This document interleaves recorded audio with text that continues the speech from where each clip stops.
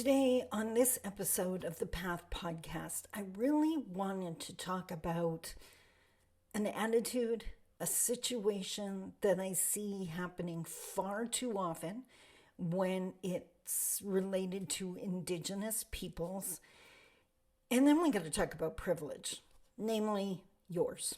So let's talk about it.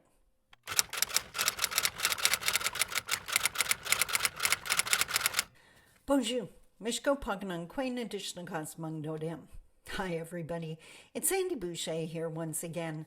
I'm Red Thunderbolt Woman of the Loon Clan, a proud member of Seine River First Nation in Treaty 3 territory in Northern Ontario.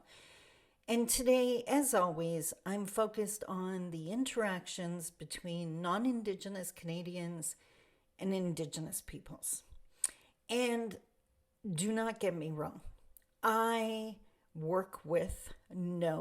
have the pleasure of meeting many amazing non-Indigenous Canadians. These people, whether they're in a school, a hospital, an office, whatever, a store, whatever the environment might be, when they meet, and I'm not talking about customer service here, so I'm talking about when they meet a new colleague, a new staff person, someone they're going to be interacting with, and they're welcoming that new person into their space. I see these people being so amazing and so welcoming and so supportive and encouraging, and I just love it. But far too often, I see that level of amazing applied to everyone but Indigenous peoples. There is almost this attitude that Indigenous people don't need any more help, that they should just know, that there's just this judgment, this, in some case, raising to the level of hatred, that I just don't want to be part of this. All those stereotypes about all the benefits we get, like, unpack that, because that's the biggest bunch of BS ever.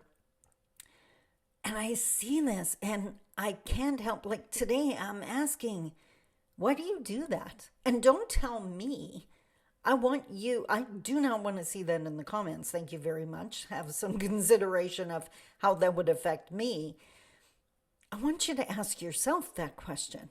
Do you have some stuff you need to unpack? Did you get handed some stereotypes that you bought to be true? And I'm not judging the people that told you that. Obviously, they were given a stereotype at some point that they thought was true, and they passed it on to you. I don't think I have a lot of kids watching this channel, so you're an adult. You can unpack that now. You can call that out now. You can change that now. Because that is so not true. We are not starting at the same beginning line. And one of the biggest differences is our levels of privilege. Now, I am going to own the fact that as a white presenting Indigenous person, I have a lot of privilege. And let me be crystal clear. There is no point in feeling shame or guilt over your level of privilege because you didn't ask for it. But equally as true, you can't give it back.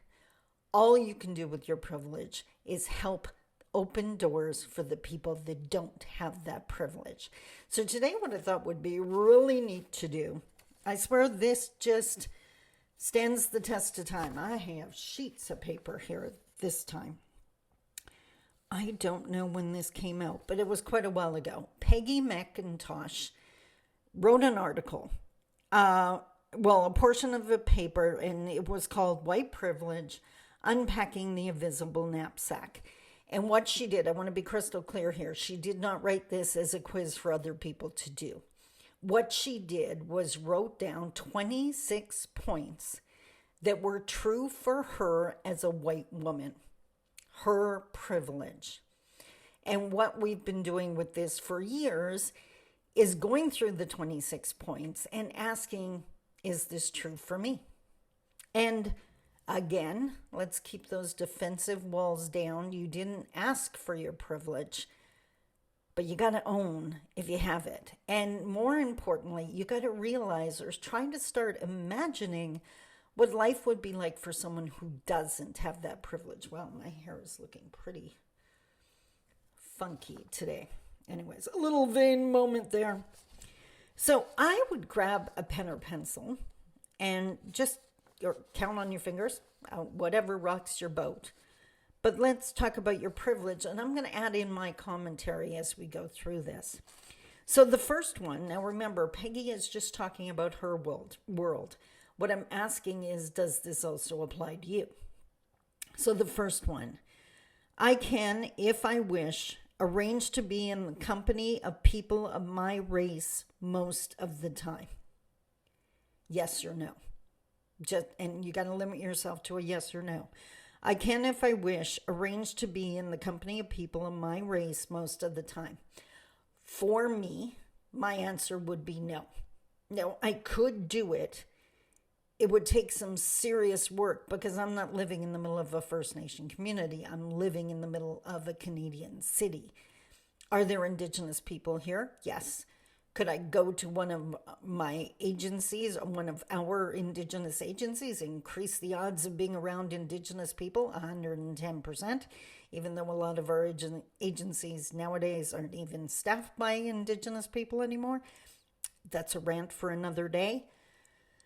So I couldn't just walk into a restaurant and have that happen. If you're white, then you could, unless you're living in an area where another race is more predominant. So in my case, the answer is no. Number 2, if I should need to move, I can be pretty sure of renting or purchasing housing in an area which I can afford and in which I would want to live. Okay. I'm going to go with yes for this, while acknowledging that for most of my life it was no.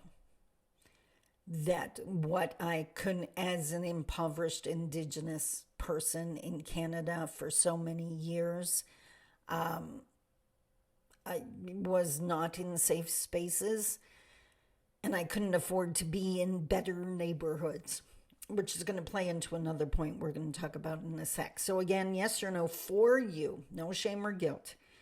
If you needed to move, you could be pretty sure of renting or purchasing housing in an area where you could afford it and you would want to live. Okay? So I should be keeping my own score. I told you to keep score. So the first one was a no. The second one was a yes. I'm going to count up your yeses at the end. Number 3, I can be pretty sure that my neighbors in such a location will be neutral or pleasant to me. So if you have the money and you can move to that nice area, will they be neutral or pleasant to me? Debatable in my case. And totally, completely honest, if I had on a winter coat and you couldn't see my tattoos and I wasn't wearing any beadwork and nothing around my home signified I was Indigenous, yes, they would be neutral or pleasant to me. And there's a really good chance that would change the more they find out about my culture, who I am, or the work I do. So because of my white presenting skin, and the fact that I could pass, even though I would never consider doing that, I'm going to go with yes for number 3. So would they be pleasant or neutral to you? Meaning not mean and nasty, anything but. Number 4, I can go shopping alone most of the time, pretty well assured that I will not be followed or harassed. Now, if you don't know this, Indigenous youth, I believe Black youth as well, I've seen reports of that. It's just it's standard practice. They're followed around stores. People assuming they're going to steal. Again, because of my fair complexion, my white presenting skin, that has not happened to me. It is most definitely happened to my son, who is darker. So can I go shopping alone most of the time without being followed or harassed? That's a yes for me. What's your answer?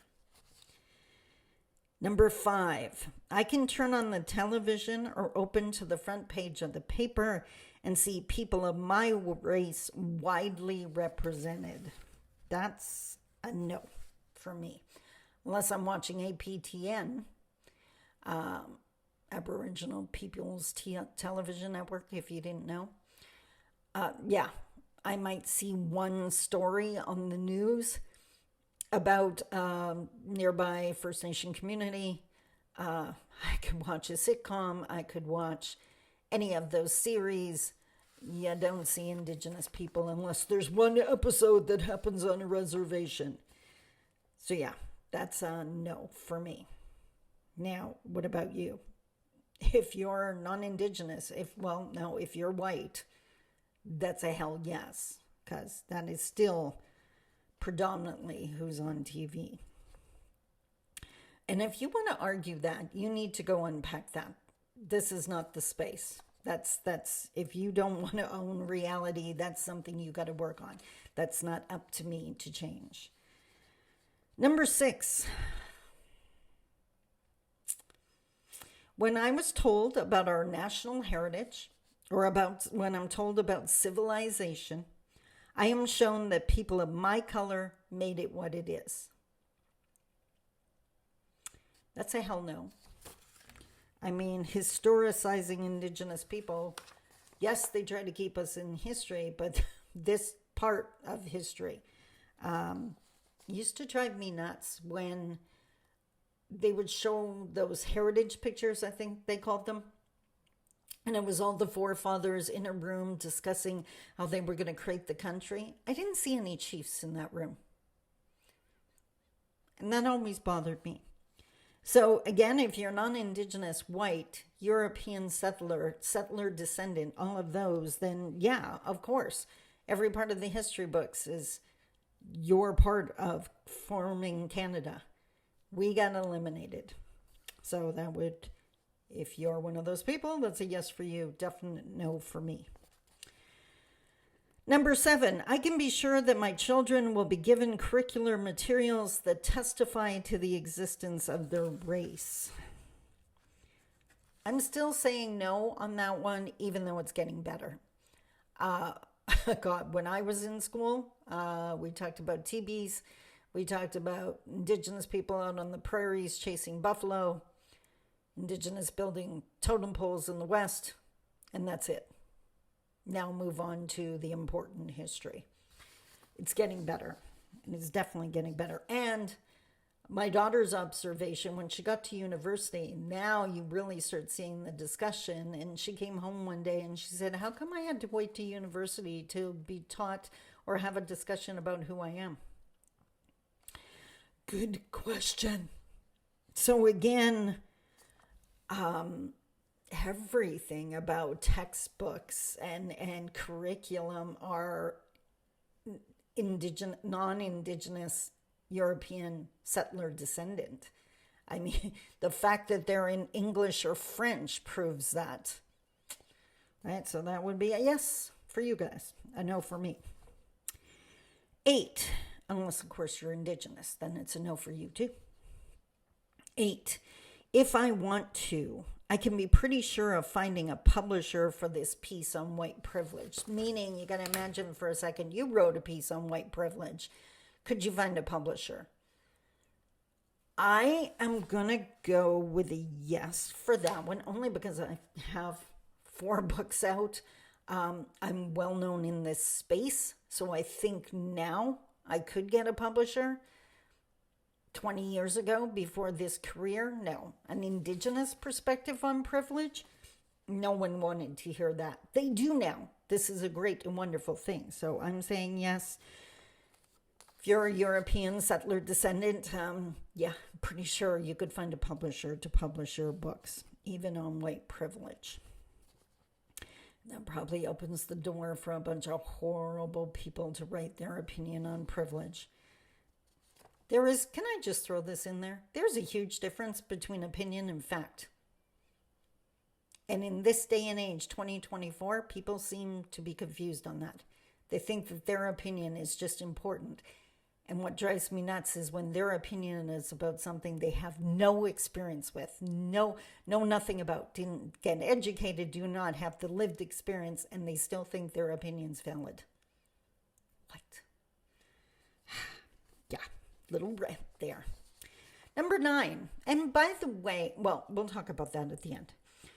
Number 9, I can go into a music shop and count on finding the music of my race represented, into a supermarket and find the staple foods which fit with my cultural traditions, into a hairdresser's shop and find someone who can cut my hair.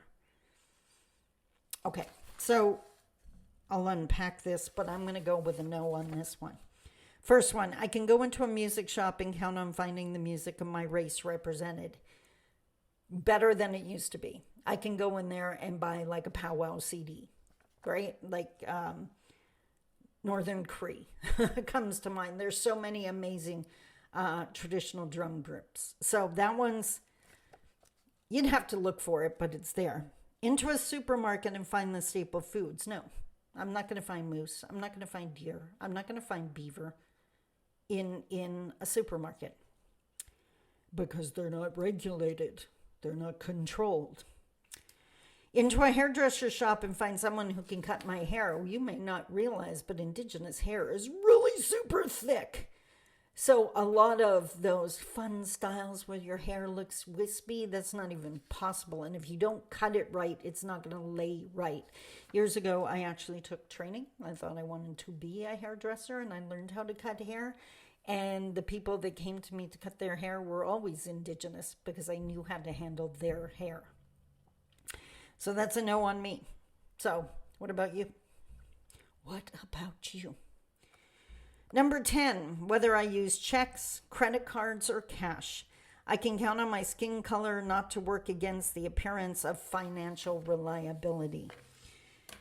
I'm going to say yes on this one, again, because I'm white presenting. I can remember, this was years ago. I don't know what it was at that time, a gold MasterCard, a platinum MasterCard, whatever the top of the food chain was.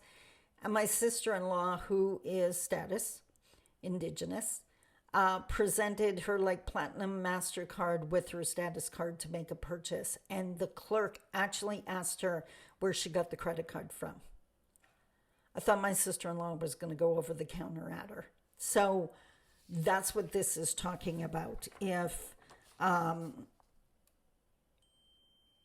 just want to see when you use, count on your skin color not playing against. There's so many people that assume Indigenous means impoverished.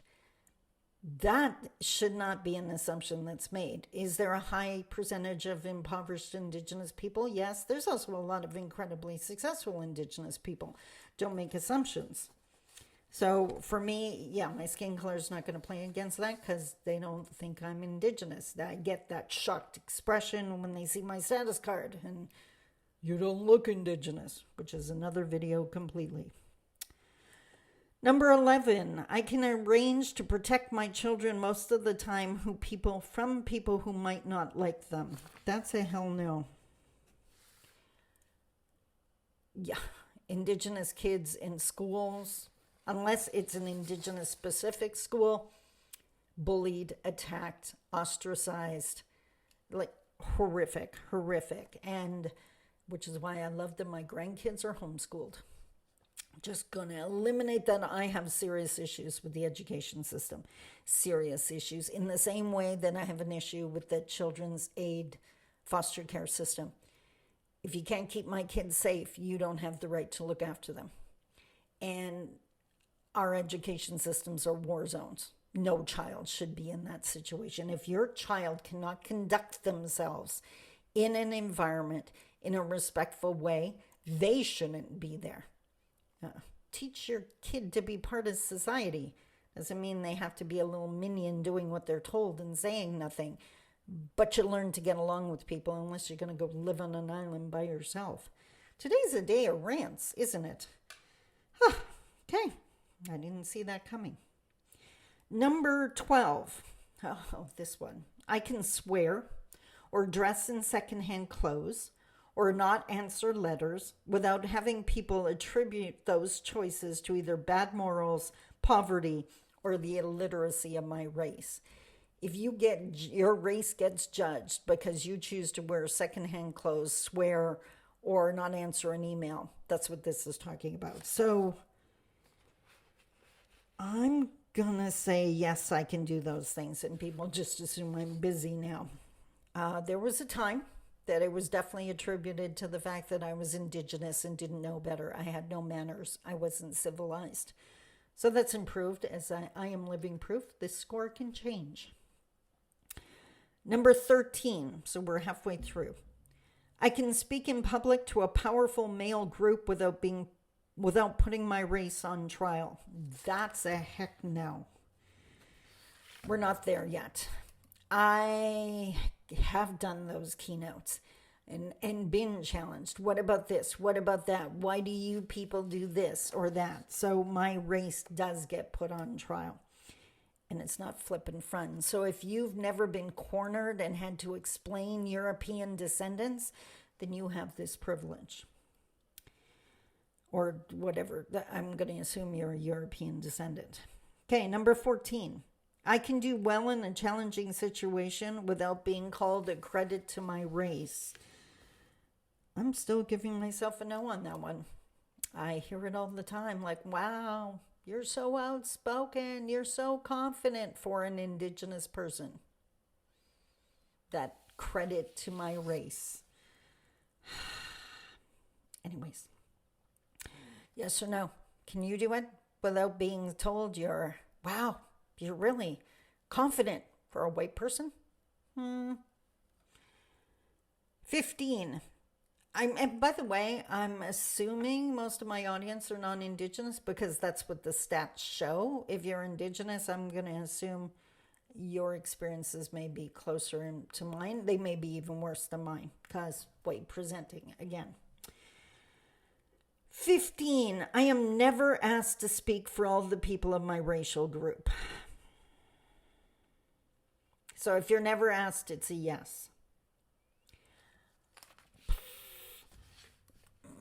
Okay, I'm gonna give it a yes. That I used to be asked all the time. It rarely happens now. Now I hear, but not all Indigenous are the same. It's like, I know that. I say that on a regular basis. So that's improving too. That may not be everyone's experience. And that's the point. Why it's so important to know your privilege, because there's still way too many people that assume if it was easy for me, it's easy for everyone. Or if it's easy for you, it's easy for everyone. If you were able to do this, everyone can do this. That's not the case. That if you had the same advantages that they have. There's First Nation communities that don't have internet access or decent internet access.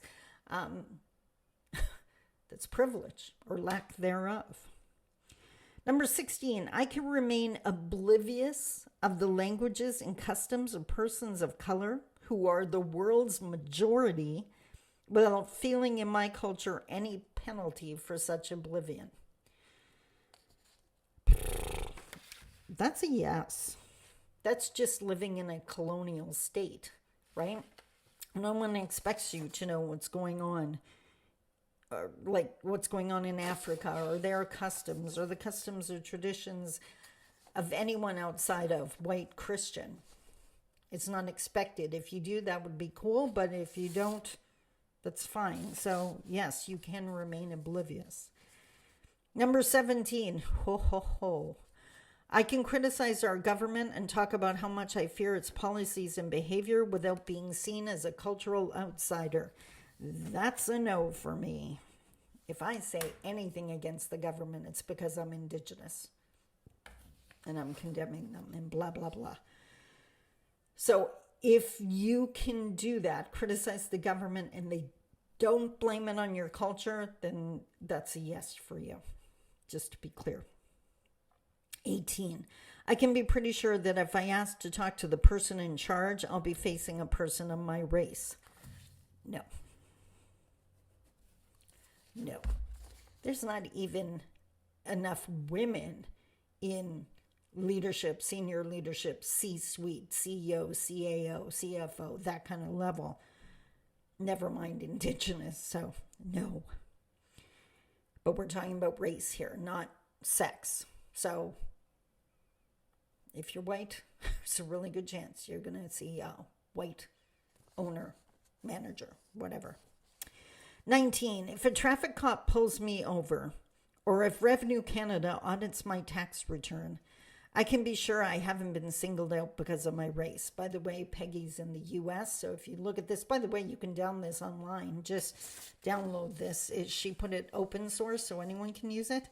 It's Peggy McIntosh, McIntosh, and it's called White Privilege, Unpacking the Invisible Knapsack. In her original one, she mentions the IRS. I put in Revenue Canada. So if a traffic cop pulls me over, or the Revenue Canada audits my tax return, I can be pretty sure it's not because of my race.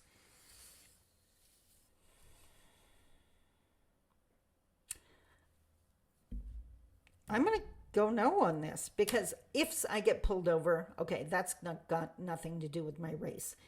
But if I were to get audited, it'd be because of my non-taxable income. Another video. Yeah. So that would directly do with my race, have to do with my race. 20, I can easily buy posters, postcards, picture books, greeting cards, dolls, toys, and children's magazines featuring people of my race. No. Getting better, but no. Is that true for you? If you're white, absolutely you can. 21, I can go home from most meetings of organizations I belong to feeling somewhat tied in, rather than isolated, out of place, outnumbered, unheard, held at a distance, or feared. I'm going to say no for that. Because unless it's a specific Indigenous agency, I can think of agencies I belong to, and they know I'm Indigenous, and I'm accepted for that. But it's still that arm's length. It's still isolated. It's still she's different, right? So, yeah, I'm going to say no for that. So if you can come home from your organizations and felt like you were tied in and belonged to them, then that's a yes for you. I'm going to assume we all know what affirmative action is, where, we want to hire a certain number of Indigenous people or a certain number of newcomers, whatever it is. I can take a job with an affirmative action employer without having my coworkers on the job suspect that I got it because of my race. That's a no. Well, for one, I would never go work for anyone ever again. But everyone would assume it's because I'm Indigenous and they wanted to get their targets. Yeah, that's a... So if you're white, obviously there's not a target for you. So no one's going to assume you got it because of your race. 23, I can choose public accommodations without fearing that people of my race cannot get in or will be mistreated in the places I have chosen. So for me, it's a yes. I travel all the time. I don't think I'm going to be treated differently. I look white. We got to own that. I got to own that. But we have documented cases in this city of floors in hotels set aside for Indigenous people.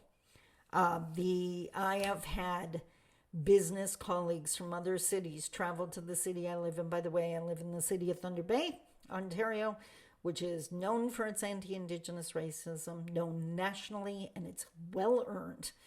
It's denied by our municipal government, but it is well earned.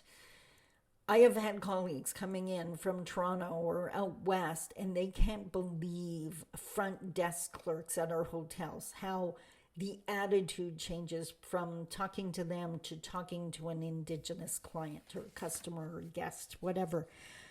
So for me, it's not an issue, definite issue for a lot of Indigenous people or people of color.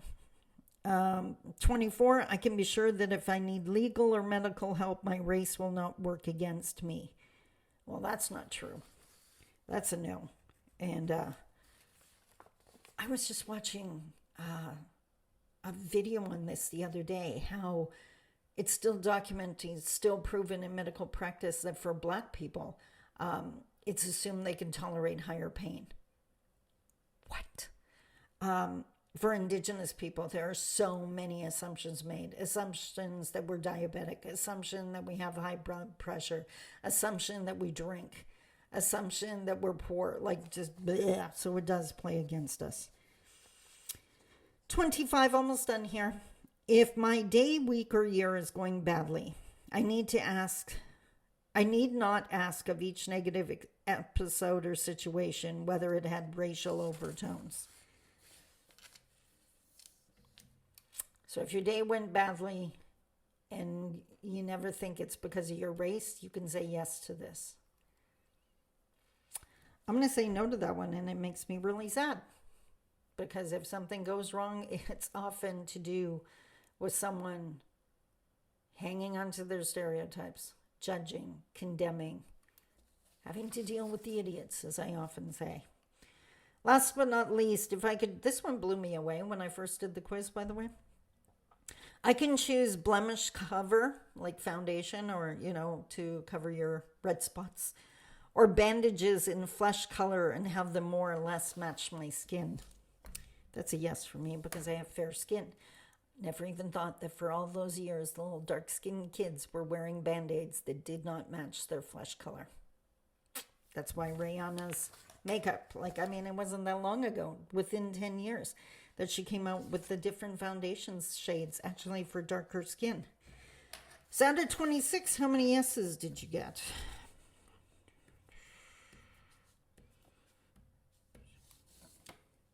Wow. Adding again just to make sure. Oh, I counted wrong. Try that one more time.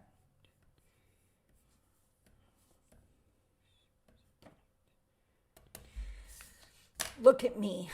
I am a white presenting Indigenous person. But because I'm Indigenous, even in my case, I got 10 out of 26.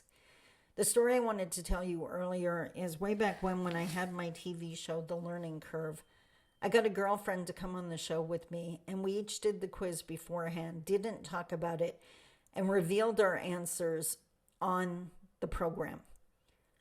I was so naive back then, and I felt bad for her because she felt uncomfortable admitting she got 26 out of 26. I was blown away and I had known her for a long time. We just never had the discussion. You could use this quiz to have the discussion. You know what? Maybe I'll try to find a link and put it in the description below. Make it easy for you to get your hands on the quiz so you can have this discussion. At the time, I don't know what my score was. I think it was 7 or 8. So I'm up to 10. Canada, we can do better. And the next time you want to comment about what you can do or why don't other people do whatever, make sure it's not something you can do because of your privilege. Make sure you're not just assuming that they can do it. Back to my first comment at the beginning of this podcast. Unpack how you treat people. What are the assumptions you make about Indigenous people? Why they behave the way they do. Why they're so quiet. Well, they're all that BS that they don't look you in the eye because they're being respectful. Look up oppression and what it does to people, and you'll have a more accurate description. Privilege. Now you know. Until next week, I love you. Take care. Bye-bye.